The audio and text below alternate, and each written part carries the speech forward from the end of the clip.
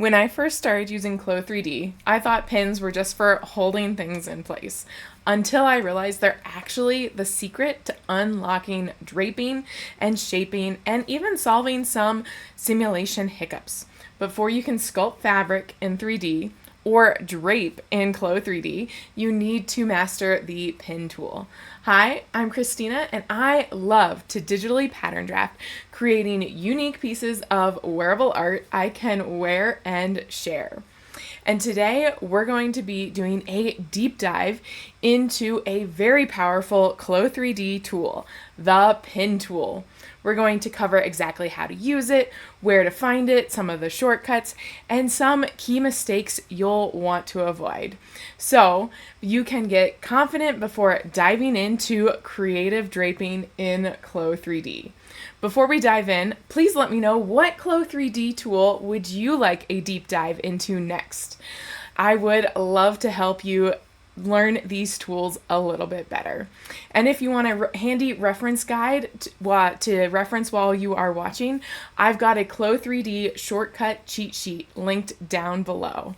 So let's go ahead and get started. I'm going to share my screen and bring up CLO3D. The first thing we're going to talk about is, where is the pin tool?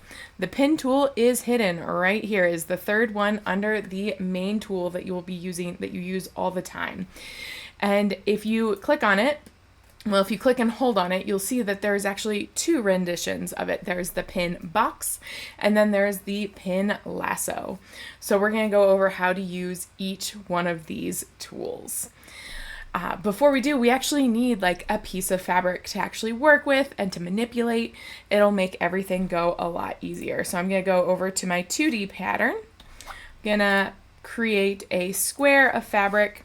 That way I can just have a square fabric right here ready to go, and we can start playing and pinning this fabric. Now that I have my fabric, I'm going to go ahead and come over here, and I'm going to start with the pin box.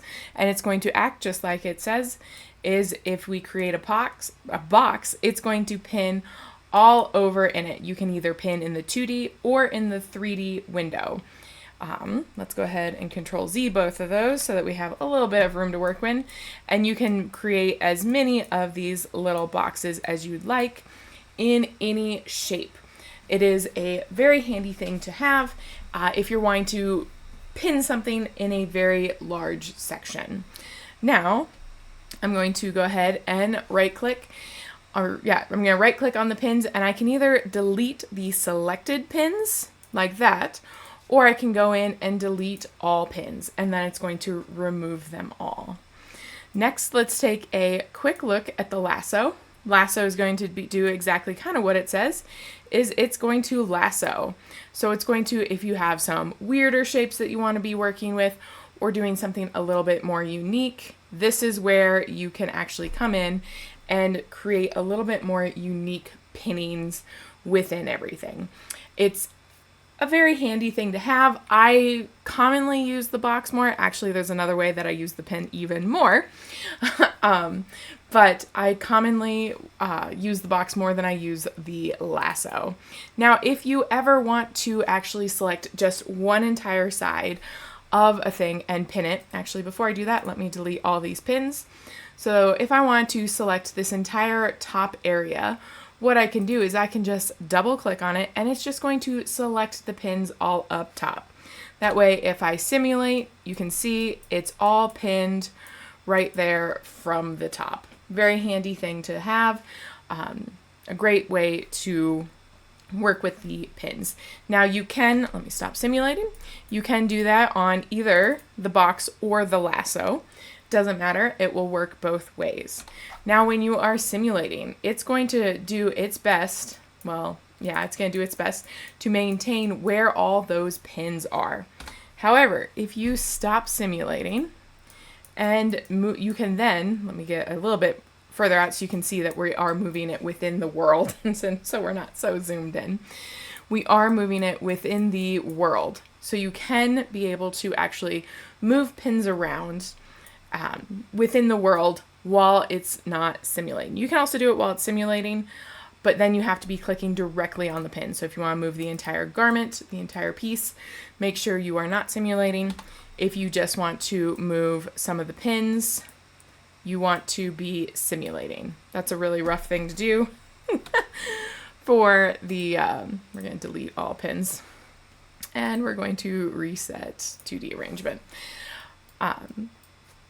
So that's a really handy thing to do if you're wanting to tie bows, if you're wanting to tie a knot, if you're wanting to kind of put fabric in between to get some fun twists. The pins can be a super, super handy thing to do that with. Now, the one way that I use the pins the most is actually the shortcut key for the pin. Now, this pin only gives you a single pinpoint, but I find it's really useful because you're going to want to be on this regular select move tool, and then all you have to do is hit your W key, hit and hold, and then you can click, and you can click on your 3D window and get pins, just a single pin, wherever you want. Now you can't manipulate it, but if I simulated, you can see those pins are now holding, and I could move this pin up and over, can move that pin. Oh, that pin's kind of in the way. We're going to delete that one. But you can see I can then have these pins. Ooh, let's see if I can grab that pin exactly. There we go. And that's going to help you actually use it for draping, for manipulating, and actually getting that fabric to lay where you're wanting to do, is put a single pin in and pull it to where you're wanting it to lay, whether it's over the shoulder, around the bust, whether you're going to want to do a twist with it. There are definitely some options. So that is one thing that you can definitely use as a very handy tool. Now, another thing to note, this is very important. If I were to do something with draping, we're going to go ahead and cut a portion of our pattern.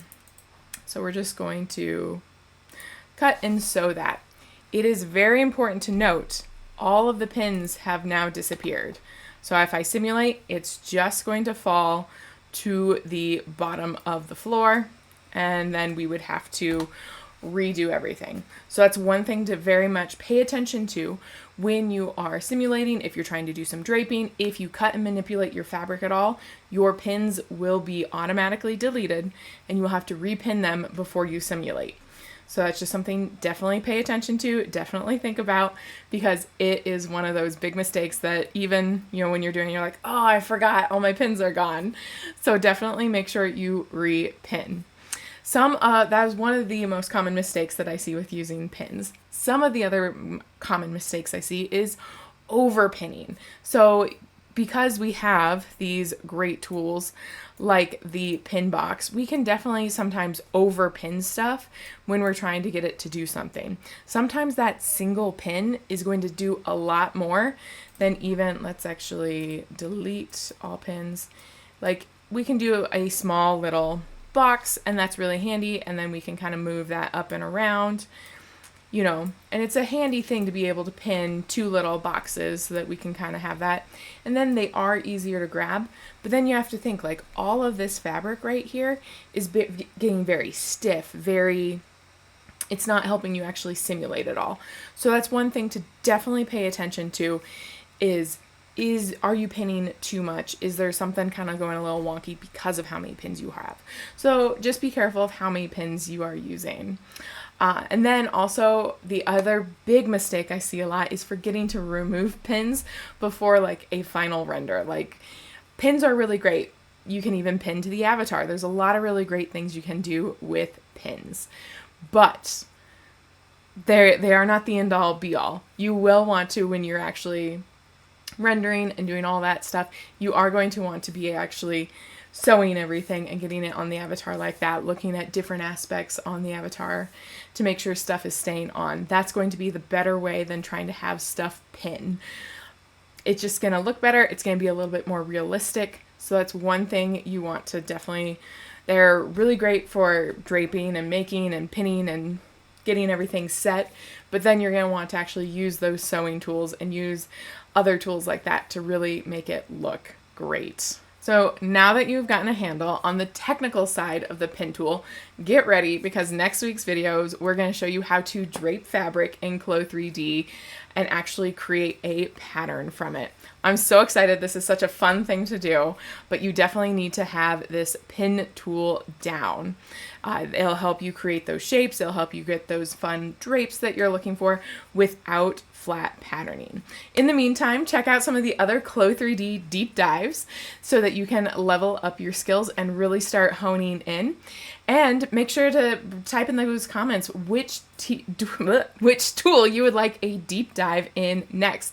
That way we can make sure you're getting a good rounded view of all the different tools CLO has to offer and what you can do with each of them. Also, please make sure to like and subscribe so you can continue to see some great digital pattern drafting videos. And I look forward to seeing you in some of my other videos. Happy patterning!